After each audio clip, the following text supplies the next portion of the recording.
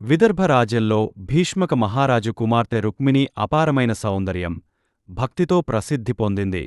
చిన్నపటినుంచే ఆమె మనసు శ్రీకృష్ణుడిపై నిలిచిపోయింది. సన్యాసులు, ఋషులు చెప్పిన కృష్ణుడి లీలలు వింటూ రుక్మిణి హృదయం ప్రేమతో నిండిపోయింది. కాని రుక్మిణి అన్న రుక్మి ఆమెను శిశుపాలుడికి వివాహం చేయాలని నిర్ణయించాడు. ఈ వార్త విన్న రుక్మిణి హృదయం కలవరపడింది. ఆమె కృష్ణుడే తన భర్త కావాలని ప్రార్థించింది. తన మనసులోని ప్రేమను రుక్మిణి ఒక రహస్య లేఖలో రాసి కృష్ణుడికి పంపించింది. ఆ లేఖను ఒక విశ్వాసపాత్రుడైన బ్రాహ్మణుడు ద్వారకకు తీసుకెళ్లాడు.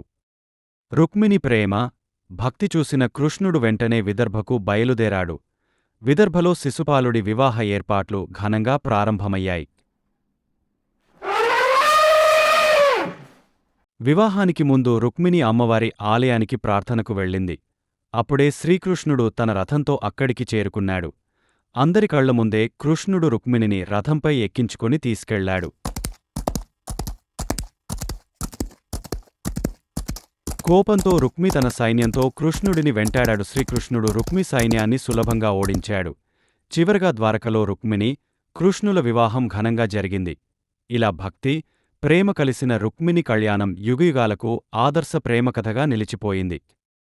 హరే కృష్ణ కృష్ణ కృష్ణ హరే హరే హరే రామ రామ రామ రామ హరే హరే.